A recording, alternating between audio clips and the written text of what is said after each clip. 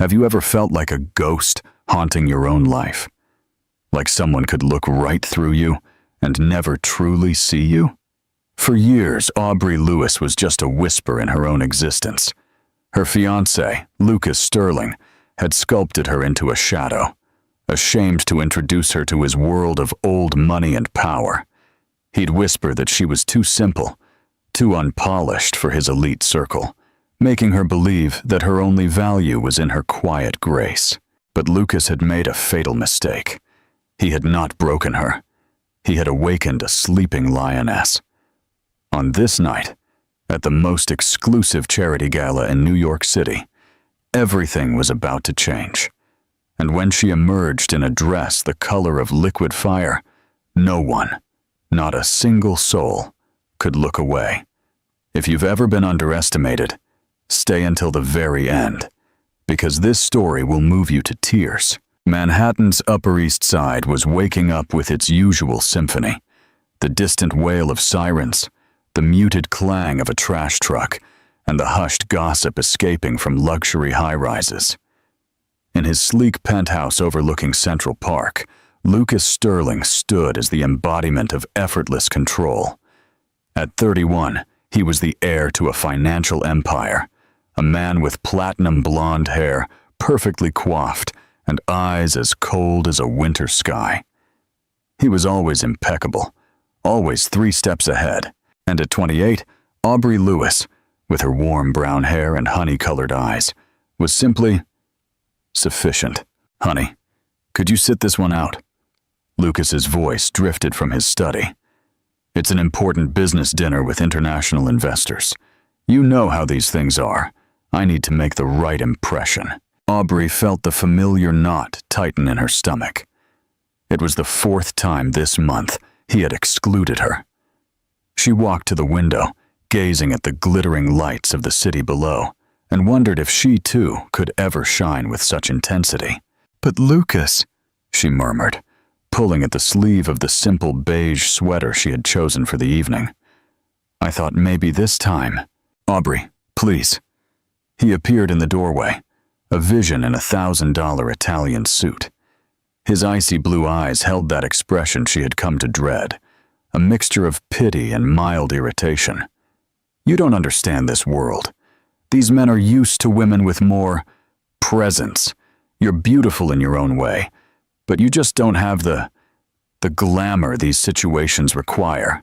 Each word was a dagger wrapped in velvet. Aubrey's cheeks burned, not from shame, but from a rage that had been fermenting for months. But as always, she swallowed it silently. "I understand," she whispered, watching a couple of tourists below, laughing and embracing, completely unbothered by who was watching.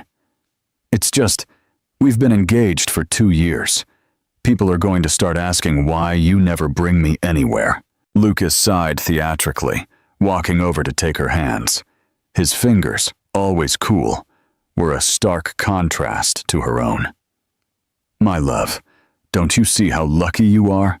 Other men in my position would have affairs, keep glamorous mistresses, but I chose you. You, with your simplicity and your natural charm. Isn't that enough?" This is a story for every woman who has ever been told she wasn't enough. If that's you, leave a heart in the comments. You are not alone in this. That night, as Lucas dressed for his exclusive dinner, Aubrey stayed at the window, watching the city transform into a sea of golden lights. Her reflection stared back at her, a beautiful woman who had forgotten how to be one. For 5 years, she had allowed Lucas to mold her, to quiet her spontaneous laughter because it was too loud, to swap her vibrant clothes for neutral tones that wouldn't draw attention. But tonight, something had snapped. Maybe it was the way he had said lucky, as if being with him was her life's grand prize. Or maybe it was seeing those tourists, so free to be themselves. Her phone vibrated with a text from her best friend, Sophie. "Aubrey, remember the big charity gala this weekend? The one at the Met? My cousin got extra invitations. Want to go? It's been ages since we've had a night out." Aubrey read the message 3 times. She knew exactly which gala Sophie meant. It was the social event of the year, where the city's most influential elite, from billionaires to artists, would gather. Lucas had mentioned it, of course, always making it clear he would attend alone to network. Her fingers trembled slightly as she typed her response. "Count me in." For the first time in months, Aubrey truly smiled. It was a small, almost imperceptible smile, but it held the seed of something Lucas had believed was extinguished forever. Her inner fire. The next day, she walked through the boutiques of Madison Avenue with a new sense of purpose. She entered the studio of a legendary designer known for creating dresses that turned women into goddesses. "I'm looking for something special," she told the saleswoman, an elegant woman who looked at her with knowing eyes. "For what occasion, dear?" "To remind myself who I am," Aubrey replied. The saleswoman smiled a smile that spoke of years of seeing women reclaim their power. "I think I have just what you need." Have you ever felt like you needed to remind yourself who you really are? Hit the like button if you think Aubrey is about to change her life forever. Later, Lucas found her reading in the living room, seemingly the same quiet woman she had always been. He didn't notice the new sparkle in her eyes, nor the subtle way she had begun to straighten her shoulders. He didn't see the designer bag hidden in her closet, or the appointment confirmed at the city's most exclusive salon.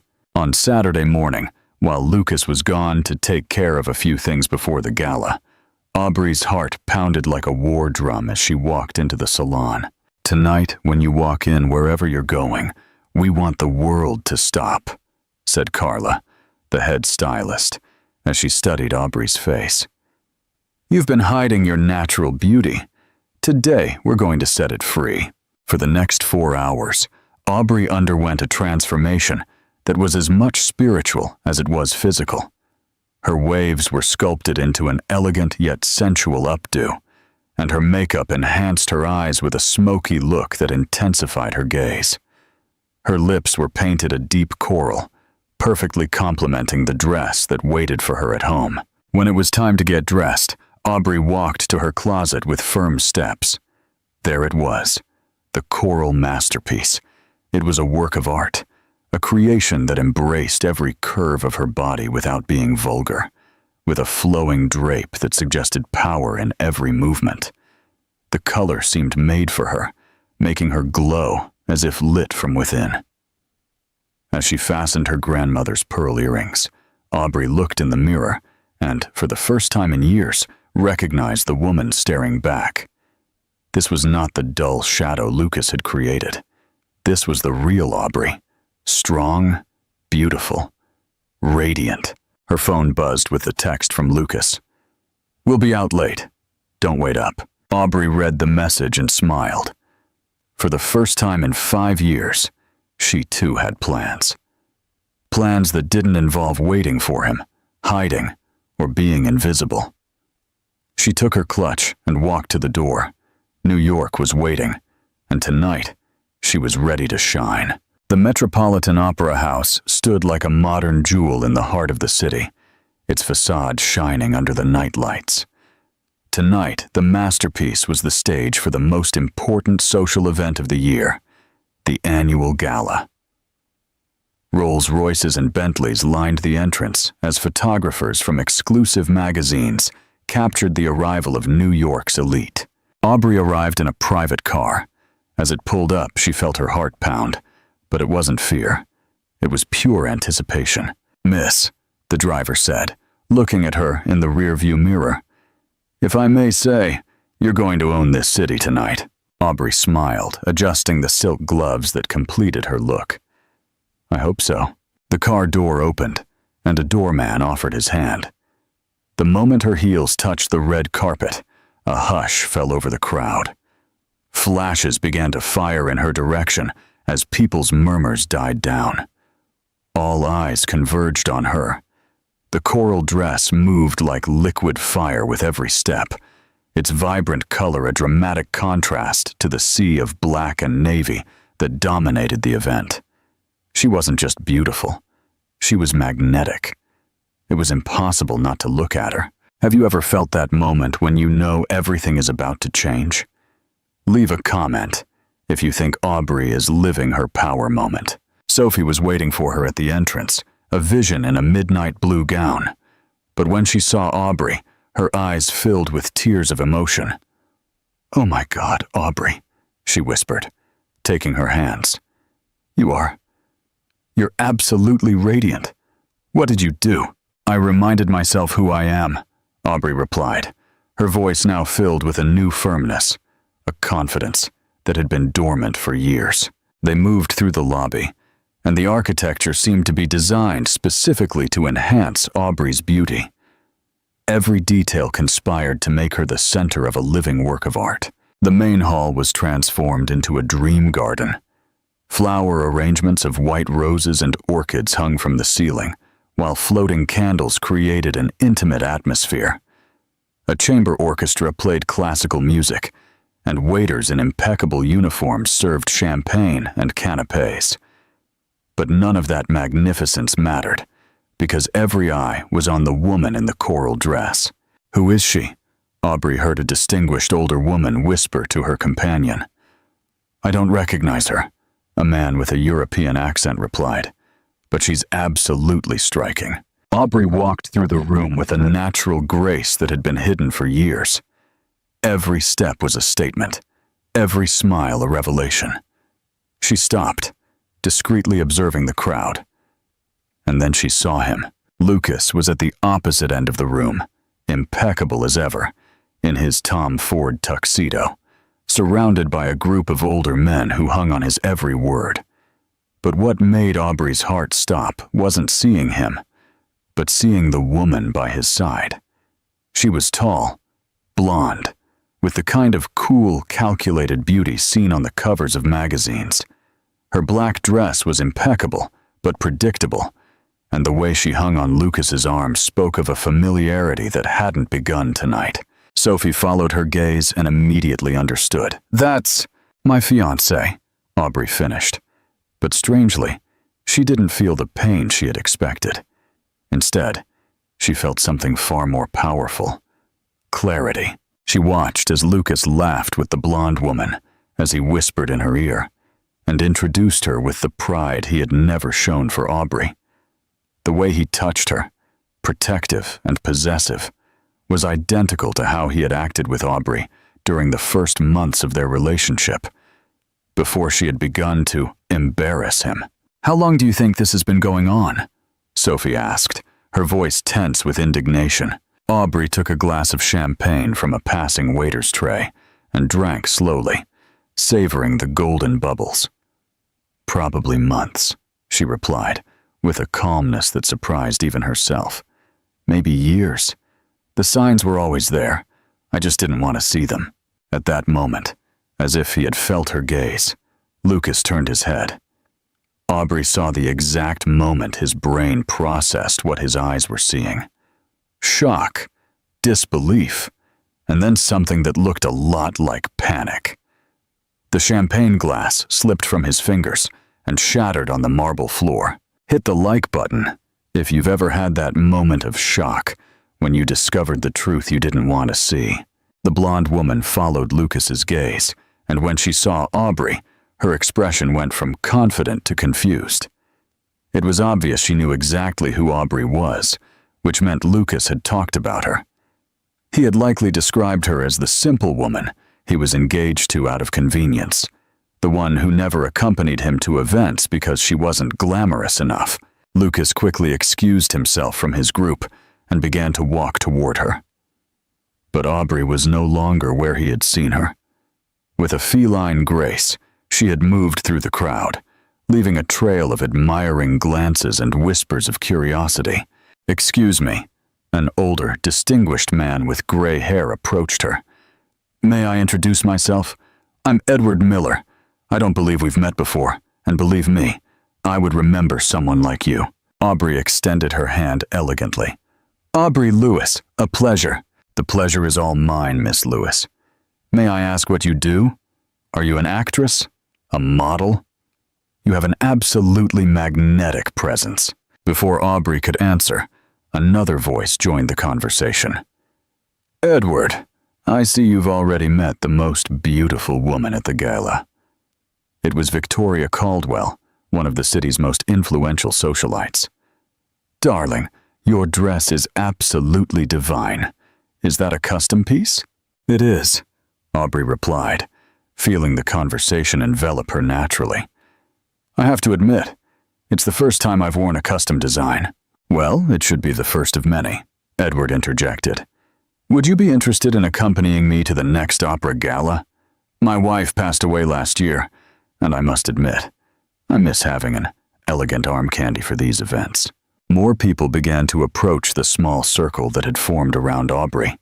A duke from London, a Parisian fashion executive, a film producer who had won an Oscar. Everyone wanted to meet her. They wanted to be near that magnetic energy she radiated. For the first time in years, Aubrey felt seen. Not just looked at, but truly seen. These high-powered people, accustomed to the best of everything, found her fascinating. They wanted to know her opinions, hear her stories, be in her orbit. From across the room, Lucas watched with a mixture of awe and something that looked dangerously like fear. The woman he had taken for granted for 5 years, the one he had hidden because she wasn't glamorous enough, had become the magnetic center of the year's most important social event. The blonde woman by his side followed his gaze with growing irritation. "Who is that, Lucas?" she asked in a tense voice. "You didn't say you were coming with someone." "I didn't come with her," Lucas murmured, but his eyes couldn't leave Aubrey. She's my fiancée." The silence that followed was deafening. The blonde woman looked at him as if he had grown a second head. "Your fiancée? That goddess is your fiancée, and you told me she was boring? You told me she was too simple to accompany you to events like this?" Lucas had made the classic mistake of a man who underestimates his woman. He had spoken poorly of Aubrey to justify his infidelity, painting her as someone inferior to make his betrayal feel less like a betrayal and more like a natural upgrade.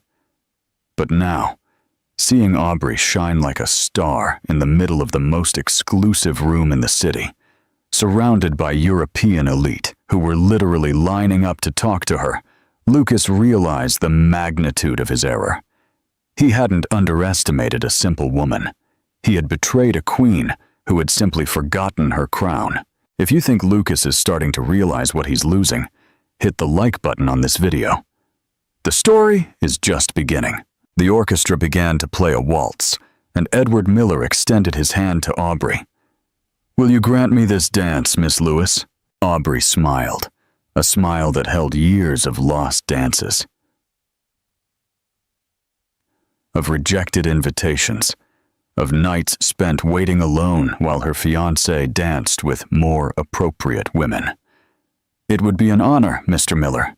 As he led her to the center of the dance floor, Aubrey felt every eye in the room follow her.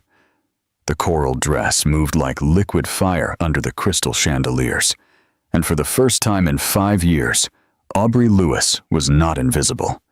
She was incandescent. The music filled the grand hall as Aubrey danced with Edward, moving with a grace that seemed to have been waiting for years to be released. Every turn, every step, every swirl of her coral dress created waves of admiration among the guests who had stopped to watch. "You are an exceptional dancer," Edward murmured as he guided her in an elegant spin. "Did you take classes?" "Since I was a child," Aubrey replied, her body remembering the freedom of unrestricted movement. "But I stopped dancing a long time ago. May I ask why? It would be a crime to waste such a natural talent." Aubrey looked toward where Lucas was still watching her, his face a mask of confusion and growing alarm. The blonde woman beside him had begun to show signs of irritation, clearly uncomfortable with the attention her supposed escort was giving to another woman. "Let's just say someone made me believe it was inappropriate to draw too much attention to myself." Edward followed her gaze, and his expression hardened slightly. As a man of the world, he immediately recognized toxic dynamics. Well, that person clearly didn't know the true value of what they had. The music came to an end, and the hall erupted in applause. But it wasn't a polite ovation for the orchestra. It was applause for Aubrey, for the way she had transformed a simple waltz into a demonstration of elegance and grace that had captivated the entire room. Have you ever had that moment where you reclaim a part of yourself you thought was lost? Comment yes if you feel a connection to Aubrey. As Edward escorted her back to the circle of admirers, Aubrey saw that Lucas had finally decided to act. He excused himself from the blonde woman and began to walk toward her with determined steps, his jaw tight and his eyes shining with something between anger and panic. Aubrey. His voice was louder than he intended when he reached the group. Could we talk in private? The conversation circle immediately fell silent. Edward Miller raised an eyebrow. Victoria Caldwell smiled, with the anticipation of someone who smelled high society drama, and the rest of the guests exchanged knowing glances. Aubrey looked at him with a calm she hadn't felt in years. This was the moment she had been waiting for, without even knowing it. The final confrontation. Of course, she replied in a serene voice. Excuse me, gentlemen. I'll be right back. Lucas led her to one of the side terraces, a private space with a view of the nighttime city, spreading out like a tapestry of golden lights. Once alone, the air between them thickened with 5 years of unresolved tension. What the hell are you doing here? The words left Lucas like an accusation, all pretense of politeness abandoned. Aubrey leaned elegantly against the terrace railing, the coral dress creating a dramatic contrast against the dark city backdrop. I'm attending a charity gala, Lucas, the same as you apparently. Don't play dumb with me, Aubrey. You know perfectly well this isn't your scene. Who brought you? How did you get an invitation? The audacity of his question struck her like a slap. After 5 years together, 2 of them engaged, he still saw her as someone who needed his permission to exist in the world. My scene, she repeated slowly, savoring the words. And what exactly is my scene, Lucas? The kitchen of your penthouse? The terrace where you leave me waiting while you socialize with more appropriate people? Lucas ran his hands through his hair, messing up his perfectly styled coif for the first time all night. It's not that, and you know it. It's just, look, Aubrey, I come to these events for business. I need to maintain a specific image, make important contacts. When I bring someone, that person reflects directly on me. And you don't reflect well on me, do you? Is that not exactly it, Lucas? Aubrey's voice rose slightly, but she maintained her composure. Because from where I'm standing, it looks like you've been embarrassed by me for years. You've hidden me away like I'm your dirty secret while you... Her eyes shifted toward the interior of the hall, where the blonde woman was still waiting for him. While you bring your important contacts to events like this. Lucas followed her gaze and paled. He realized that Aubrey had seen the truth, connected the dots, and understood exactly what had been happening. Aubrey, let me explain. Explain what? How long you've been with her, Lucas? Months? Years? How many times did you tell me you had business dinners when you were really with her? Lucas's silence was more revealing than any confession.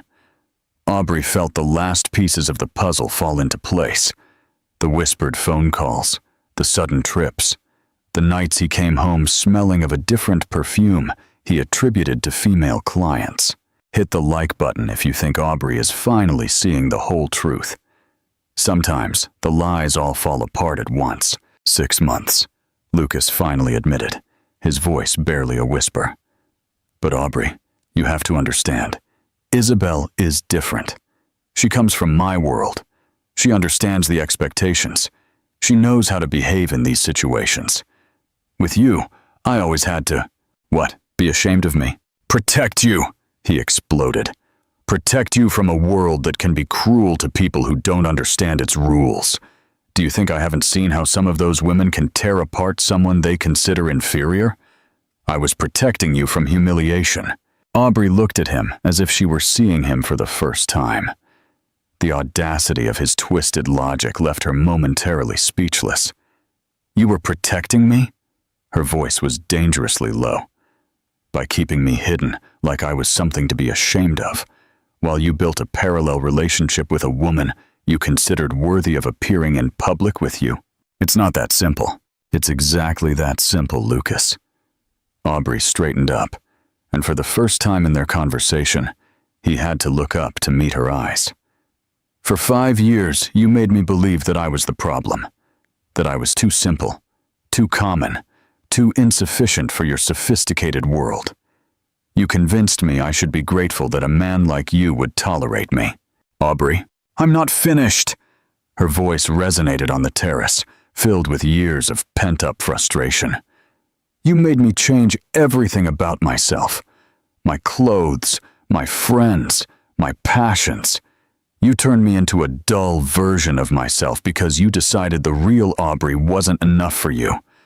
But tonight, Lucas, tonight I remembered something I had forgotten. I'm not the one who isn't enough. You were the one who wasn't enough for me. In the main hall, the orchestra had begun to play a new piece, but the music seemed far away compared to the roar of blood in Aubrey's ears.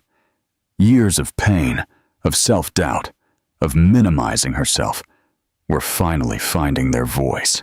Have you seen how I've been received tonight? She continued, her voice gaining strength with every word. Have you seen how Edward Miller, a man who controls a major investment group, has treated me as an equal? How Victoria Caldwell, a woman who can make or break careers with a single word, has sought my company? Lucas didn't answer, but his eyes showed a growing, terrified understanding. They have seen me, Lucas, the real me, and they haven't just accepted me, they've celebrated me. In one night, I've received more respect and admiration from complete strangers than you have given me in 5 years. But I love you, he began. No. The word left her with a finality that cut the air like a knife. You don't love Aubrey Lewis. You loved the idea of having someone safe at home, someone who would never challenge you, never make you feel inadequate, never shine so brightly as to cast a shadow on you. You loved having a beautiful but controllable woman who would make you feel powerful and superior. From inside the hall came the sound of laughter and conversation. Life went on. People were still enjoying the night, oblivious to the drama unfolding on the terrace. But for Aubrey, this moment was the center of everything, the breaking point between the woman she had been and the woman she was becoming. The real Aubrey, she continued. The woman you just saw dance in that room. The woman who has captivated some of the most influential people in New York. That woman scares you, because you know she would never settle for crumbs of attention. She would demand to be treated like the queen she is. If you've ever had to remind someone of your own worth, leave a heart in the comments. Aubrey is reclaiming her power. Lucas attempted one last desperate move. He took her hands with the familiarity of years together. Aubrey, please, we can fix this. I can end things with Isabel tonight. We can start over, do things right, I promise. For a moment, Aubrey felt the familiar temptation to give in, to accept the crumbs he offered, because they were better than loneliness. It was the pattern of their entire relationship. He would hurt her. She would threaten to leave. He would make grand promises. She would give in. But tonight was different. Tonight, she had remembered how it felt to be admired, respected, and desired for who she truly was. She gently pulled her hands away from his. Lucas, she said softly, 6 months ago, when you decided to start a relationship with Isabel, you made a choice. You decided that I wasn't enough for you. You decided you deserved something better. She paused, letting the words settle between them. Tonight, I have made the same choice. The silence that followed was absolute. Not even the noise of the city seemed to penetrate the bubble of finality that had been created around them. "What are you saying?" Lucas's voice was barely a whisper. Aubrey took the engagement ring off her left hand. The 2-carat diamond, which had once represented all her hopes and dreams, now looked small and insignificant in her palm. "I'm saying it's over, Lucas. I'm saying that for the first time in 5 years, I'm choosing myself." She held out the ring, but he made no move to take it. His eyes were fixed on her face, as if he were seeing a stranger. "You can't be serious." "I have never been more serious in my life." Aubrey placed the ring on the marble table of the terrace, where the lights of the gala made it shine like a fallen star. "Isabel is waiting for you," she said, smoothing down her coral dress. "Don't keep her waiting any longer. And Lucas, when you tell her about this conversation, be sure to tell her the truth about who I really am. It might be helpful for her to know."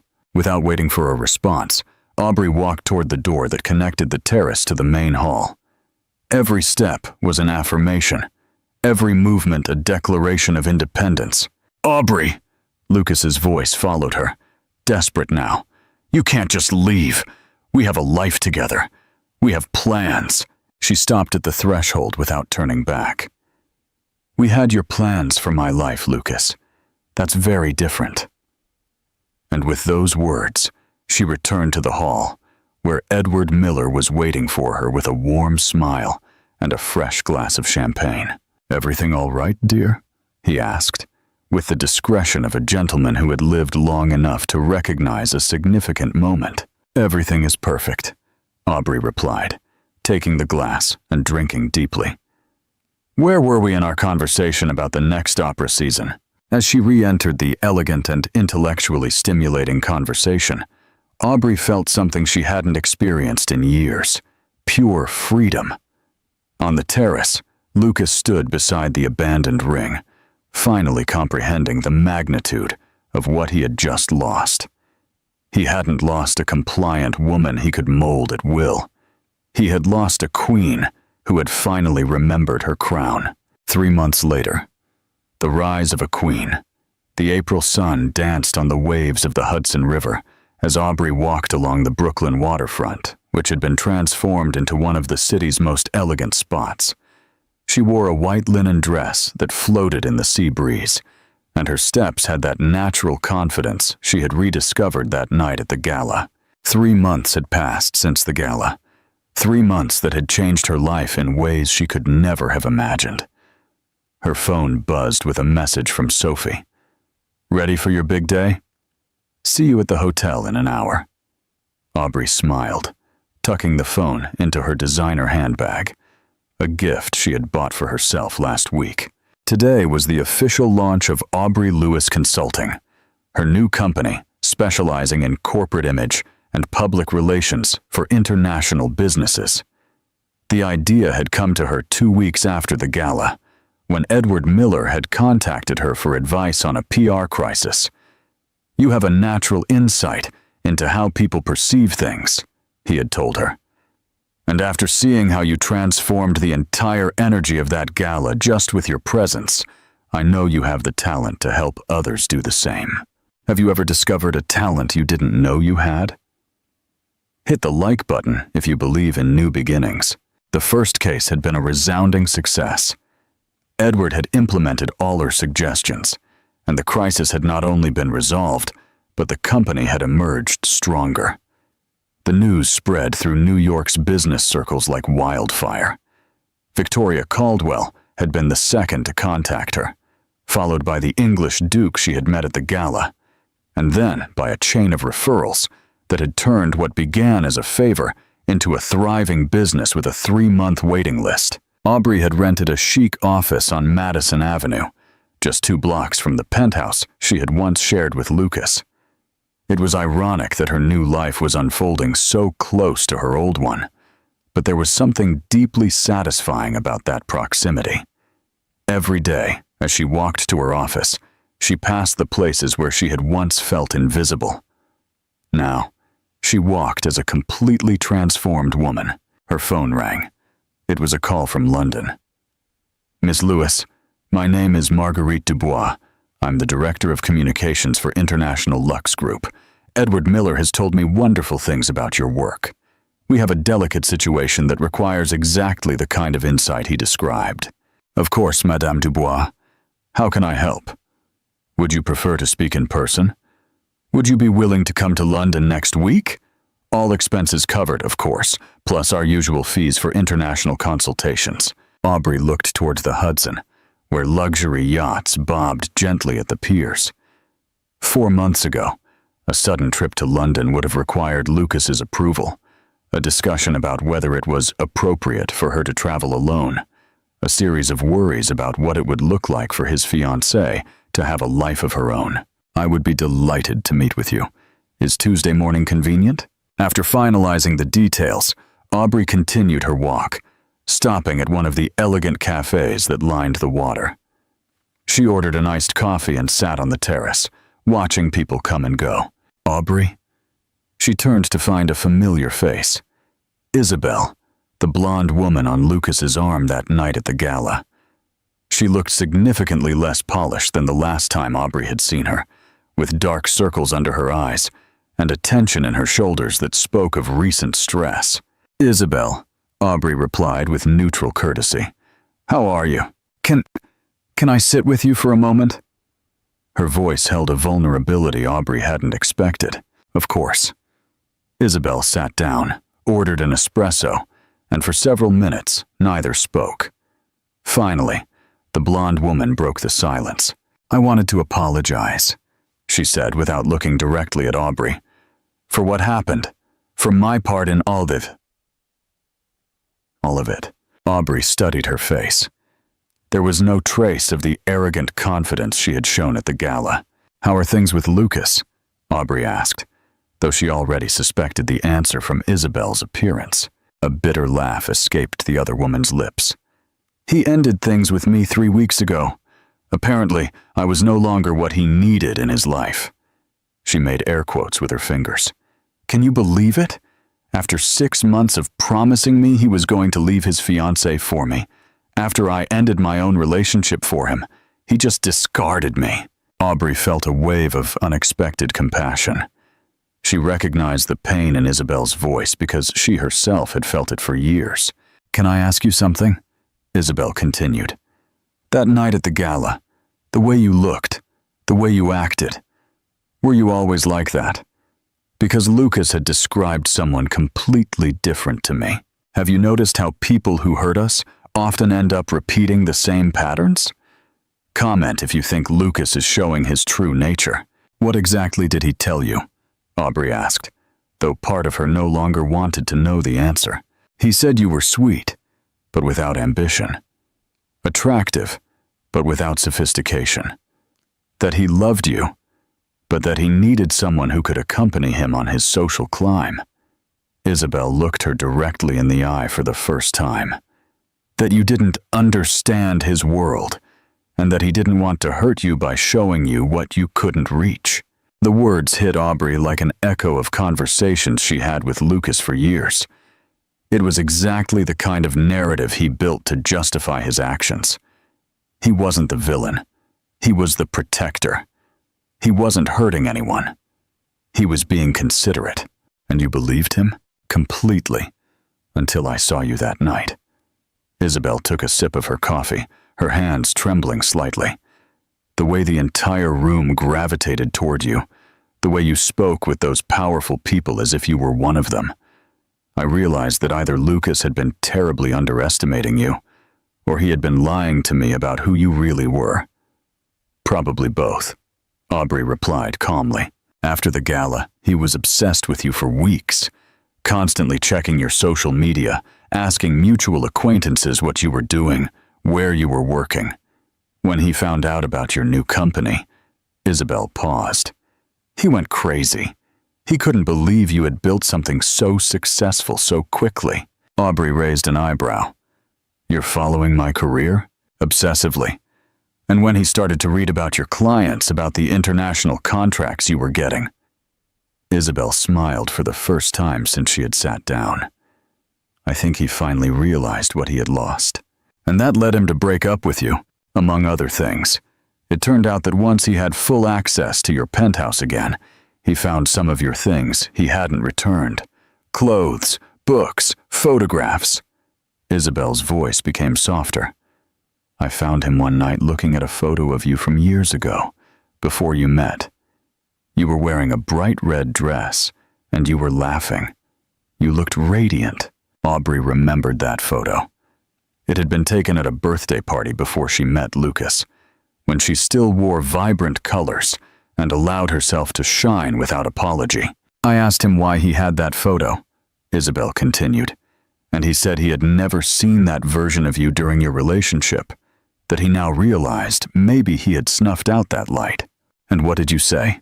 I told him that maybe the light hadn't been snuffed out, but liberated, and that now it was shining for the whole world, just not for him. The two women sat in silence, watching the boats in the harbor.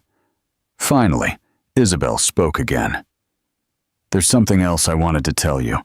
2 weeks ago, he tried to contact you. He called your office, but your assistant told him you were in meetings all day. He tried 3 times. I know, Aubrey replied. My assistant has instructions not to put his calls through. Aren't you even curious about what he wanted to say? Aubrey considered the question seriously. 3 months ago.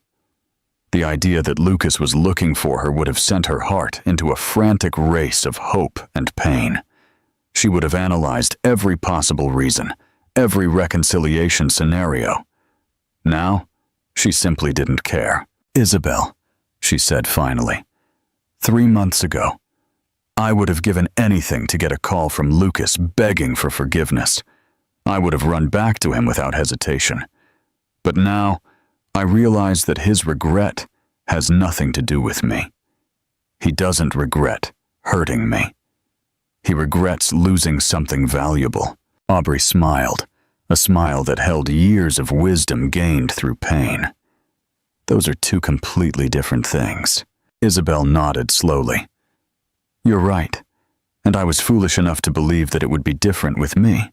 You weren't foolish, Isabel. He's very good at making women believe that we are the problem, not him. They rose from the cafe at the same time, preparing to continue their separate days. Aubrey, Isabel said before leaving. For what it's worth, after seeing who you really are, I understand why he's obsessed. But I also understand why you're no longer available for that obsession. Hit the like button if you think true power comes from no longer needing the validation of those who hurt you. As Isabel walked away, Aubrey stayed at the cafe for a moment longer, reflecting on the conversation. It was strange how the universe sometimes brought clarity from the most unexpected sources.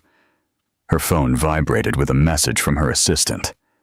Reminder, meeting with the London team at 4 p.m., and Vogue USA wants to schedule an interview about successful female entrepreneurs. Aubrey smiled, finished her coffee, and headed toward her office. She had an empire to build, and for the first time in years, she didn't have to ask anyone for permission to shine as brightly as she wanted. Somewhere in New York, Lucas was probably still obsessing over what he had lost.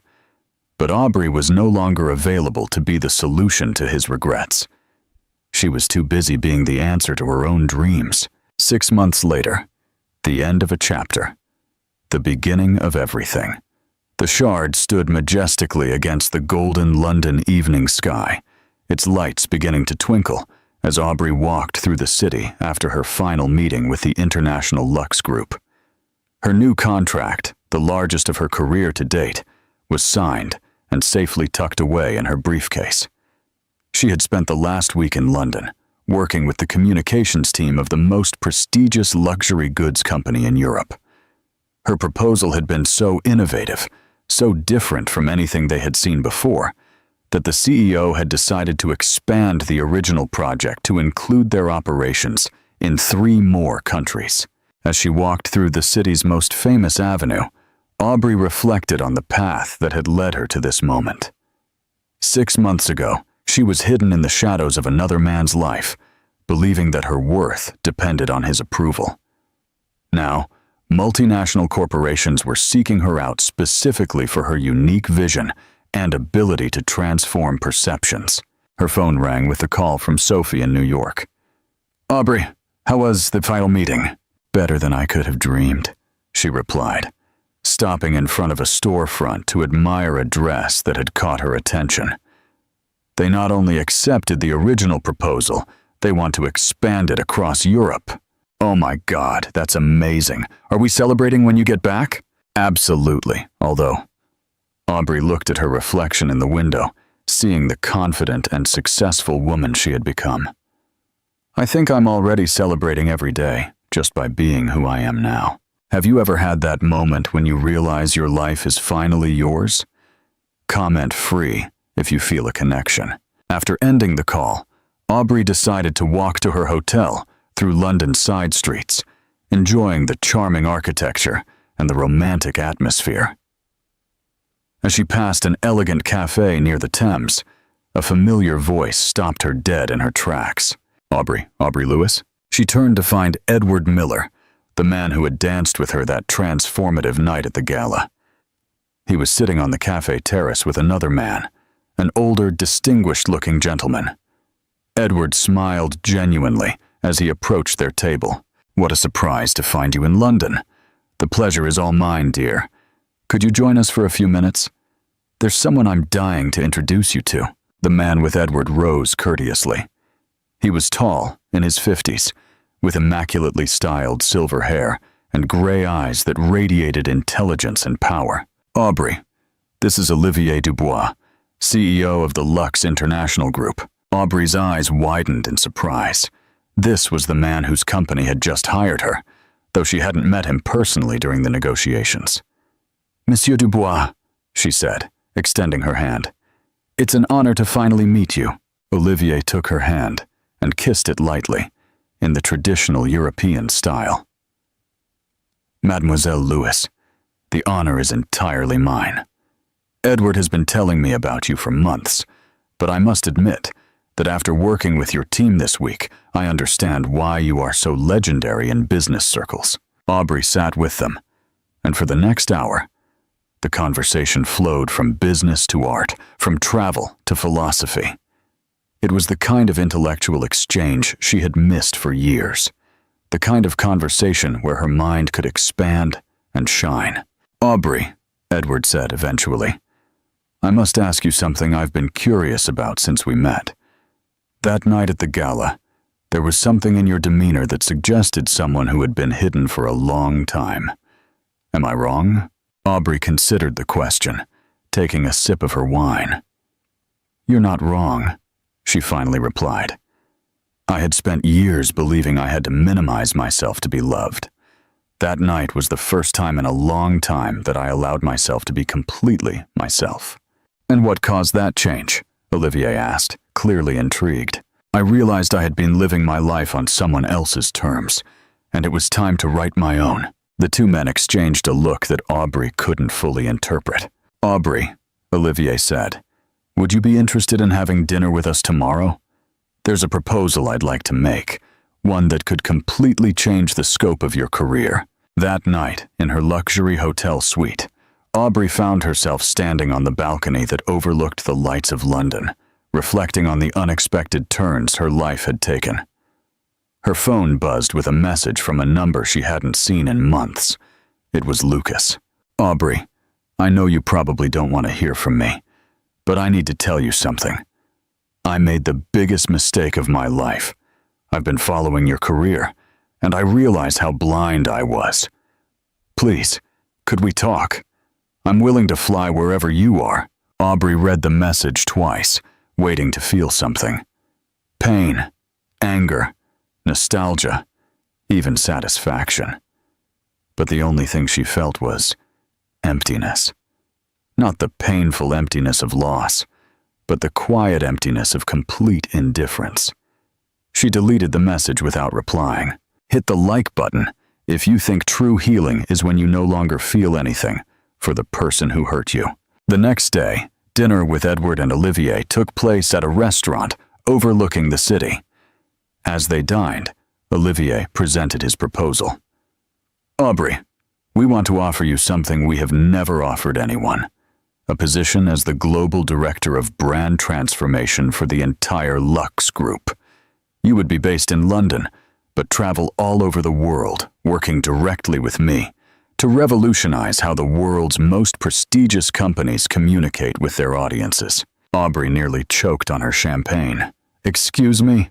You have shown a unique ability to understand not only how to transform external perception, but how to help organizations rediscover their true identity, Olivier continued.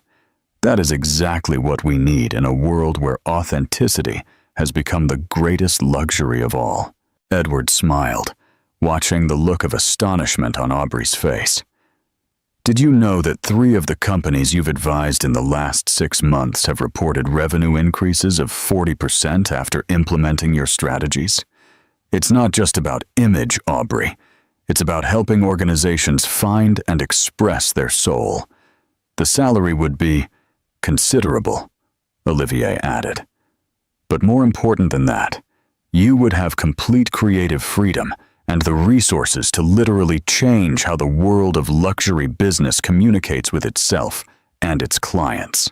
Aubrey looked out the window at the city lights, remembering the woman she had been just 1 year ago. A woman who had believed her greatest aspiration should be to be accepted into another person's world. Now, the world was coming to her. When would you need an answer? She finally asked. Take all the time you need, Olivier replied. But I hope you understand that this position was created specifically for you. We are not looking for anyone else. After dinner, as she walked alone along the river, Aubrey felt a deep peace settle in her soul. The water reflected the lights of the bridges, creating a spectacle of beauty that rivaled any work of art. Her phone buzzed again. This time, it was a message from an unknown international number. Miss Lewis, I am Dr. Victoria Caldwell's assistant. Mrs. Caldwell has asked me to inform you that you have been nominated for the International Innovative Businesswoman Award. The ceremony will be in New York next month. Would you be available to attend? Aubrey stopped in the middle of a bridge, looking at the city's skyline. 1 year ago, her greatest recognition had been that Lucas tolerated her in his life. Now, she was being recognized internationally for her own merit, for her own brilliance, for her own vision. 1 month later, the Queen's victory at the International Innovative Businesswoman Award ceremony in New York. Aubrey walked onto the stage of a historic theater, dressed in a stunning golden gown that seemed to have been woven from sunbeams. As she held her award and looked out at the audience filled with the world's most powerful and influential women, she remembered the woman she had been just 1 year ago, hidden, diminished, believing that her worth depended on someone else's approval. This award, she said in her acceptance speech, is not just for me. It is for every woman who has been made to feel like she is too much of something, too bright, too ambitious, too powerful. It is for every woman who has been convinced that she must minimize herself to be loved. Her voice resonated throughout the historic theater, reaching not only the women present, but the millions watching the live broadcast around the world. I have learned that true love, whether it's romantic, familial, or professional, never asks you to be less than you are. True love celebrates you exactly as you are and inspires you to become everything and everything you can be. The applause was deafening, but what mattered most to Aubrey was seeing tears in the eyes of women in the audience who clearly felt seen and understood. For years, I believed I had to choose between being loved and being powerful. Today, I know that the real choice is between being authentic and being acceptable. And I choose, always and forever, to be authentic. As the lights of the theater reflected on her golden dress, Aubrey Lewis radiated a light that came from much deeper than any fabric or jewel. It was the light of a woman who had finally remembered her own magic.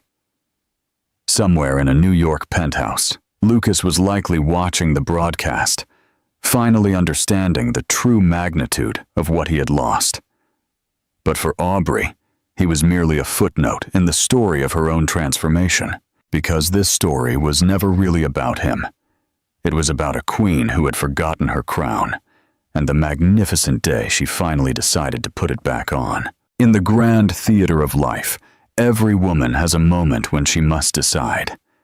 Will I be the protagonist of my own story, or a supporting actress in someone else's? Aubrey Lewis chose to be the protagonist. Not when she put on the coral dress, not when she shone at the gala, not when she built her business empire. She chose to be the protagonist the moment she decided that her worth did not depend on anyone else's approval. Because in the end, the coral dress was just fabric. The true power was in the woman who wore it.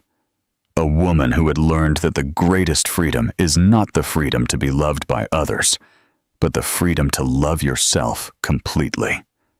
And when a woman truly loves herself, she doesn't just transform herself. She transforms the entire world around her simply by daring to shine with her authentic light. If this story touched your heart, share it with a woman who needs to remember her own power. Hit the like button if you believe we all deserve to be the queens of our own lives, and subscribe to the channel for more stories of women who dared to shine.